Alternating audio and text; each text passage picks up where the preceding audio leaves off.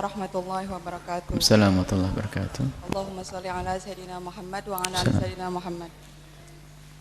Buya mau tanya, jika ada seorang suami istri yang tidak punya anak dan punya harta bersama karena usaha merintis bersama dan istrinya meninggal dunia, bagaimana cara membagi warisnya? Apakah harus dibagi dua? Itu aja. Terima kasih. Assalamualaikum warahmatullahi wabarakatuh. Ada masalah suami istri, tidak ada istilah gonogini itu. Hakmu adalah hakmu wahai istri, hakmu adalah hakmu wahai para suami. Islam menjaga hak. Kalau seorang istri punya harta miliknya sendiri, ya miliknya sendiri. Bukan berarti langsung dipotong berdua dengan suami. Atau seorang suami menikah dengan seorang perempuan punya tanah 1 hektar. Besok cerai, ya tanah 1 hektar tetap miliknya seorang suami. Bukan langsung dipotong separuh. Gonogini tidak ada. Di dalam Islam gonogini tidak ada. Akan tapi jika ada seorang suami istri memang ada kesepakatan bekerja bersama, ya, bekerja bersama, ikatan ya. Kalau tidak ada ikatan kerja bersama, maka sifatnya seorang istri adalah membantu seorang suami. Sebab pada hakikatnya seorang istri adalah menjadi ngurusi di rumahnya. Kerjaan istri itu dibuat oleh Allah seindah mungkin. Tidak harus berurusan dengan karyawan, tidak harus berurusan dengan terik matahari, tidak harus berurusan dengan lumpur, tidak harus berurusan dengan petir.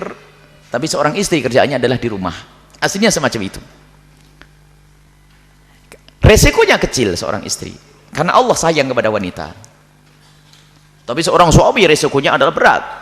Di pinggir jalan, urusan dengan orang, terik matahari, hujan, lumpur, macam-macam, mobil macet segala macam, itu para suami itu. Sehingga fungsi seorang istri dalam hal ini adalah membantu seorang suami. Sehingga sifatnya membantu dan dia berhak mendapatkan kasih sayang dari seorang suami. Kasih sayangnya ya maksimal dong seorang suami mencintai istrinya. Dan nafkah, kebutuhannya dipenuhi dan seterusnya. Ini adalah seorang istri. Dan seenak-enaknya wanita adalah yang ada di dalam Islam. Kemudian masalah apa yang dikerjakan jika memang tidak ada kesepakatan ini sebagai kerja bersama, maka tergantung itu adalah milik siapa semula. Mungkin usaha adalah milik seorang istri, tapi ikrar seorang suami membantu, ya membantu sifatnya. Atau usaha seorang suami, istri membantu, ya miliknya sang suami. Sebab kaidahnya, semua orang yang berakal, jika bekerja di tempatnya seseorang, jika tidak ada akad, itu artinya gratis.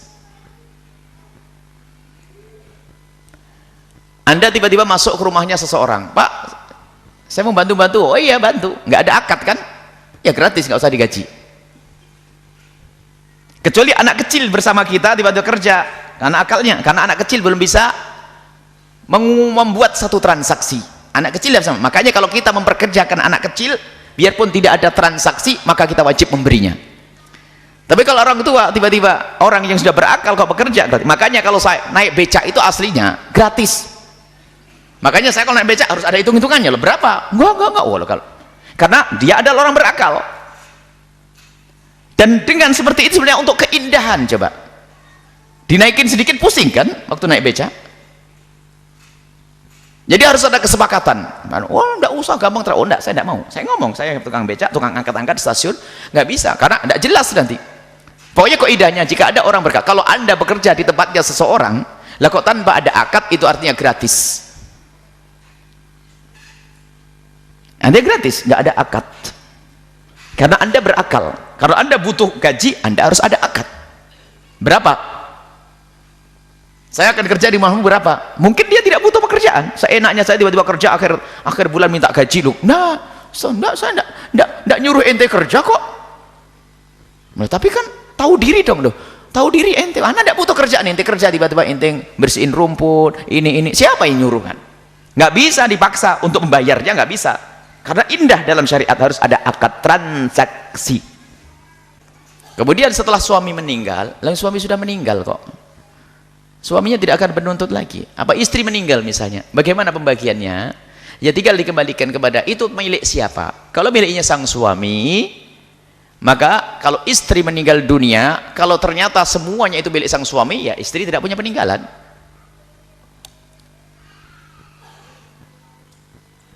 Kalau ternyata itu adalah miliknya sang istri, maka suami mewarisi. Selebihnya diwarisi oleh saudaranya kalau ada. Suami langsung ngambil separuh daripada harta. Selebihnya adalah dia punya saudara atau tidak. Memang tidak punya anak, sebab saudara juga mewarisi. Mungkin ibunya, mungkin kakeknya. Jadi seperti itu kasusnya. Pertanyaan-pertanyaan semacam ini sering terjadi. Bahkan seorang istri cuman kadang-kadang tidak dicermati tujuannya apa. Kalau tujuannya hanya tamak kepada dunia, ini awal musibah. Seorang ibu itu bertanya, seorang ibu suaminya meninggal dunia, punya anak 2. Seorang ibu suaminya meninggal dunia, punya anak 2.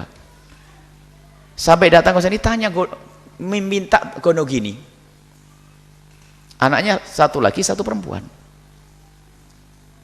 Suaminya meninggal dunia, akhirnya tanya, Buya, harta suami saya kan kerja dengan saya. Ayo terus. Setelah suami saya meninggal itu gimana pembagian warisnya itu? Apakah separuh diberikan ke saya dulu atau bagaimana? Siapa yang mau warisi? Punya anak 2. Anaknya dari ibu juga? Ya, anak saya 2 dengan suami saya itu. Aneh, berarti dia mau rebutan dengan anaknya kan? Tidak masuk akal, otaknya itu ada di mana ini ibu ini? Kok masih mikir begitu loh? Semestinya selesai dia mendapatkan bagian 1/8 karena suaminya punya anak. 1/8 karena suaminya punya anak. 1/8 adalah rezeki nomplok. Selebihnya dikasihkan anak, lidzakari mithlu hadzil unthayain. Lah kok mau dipotong dulu bagian anaknya, mau tak ambil dulu. Dia tidak sadar kalau dia juga mengambil milik anaknya nanti. Keunikan urusan waris itu semuanya adalah kembali kepada hatinya yang tidak benar. Baik, urusan waris tolong yang perlu ditanamkan adalah keinsyafan. Kalau urusan membagi waris adalah ilmu 24 jam. Bahkan sekarang ilmu gampang, adanya komputer, tek beres. Tapi yang menjadi masalah bukan itu, akan tapi menjadi masalah adalah keinsyafan untuk membagi waris dengan benar. Jangan tamak kepada sesuatu yang bukan milik kita. Hati-hati, segala yang bukan milik kita akan haram, dan haram akan menjadikan keras hati kita, dan kekerasan hati menjauhkan kita susah menerima kebenaran, dan jauhkannya orang dari kebenaran, jauh dari Allah dan jauh dari surga Allah Subhanahu wa taala. Wallahu a'lam bissawab.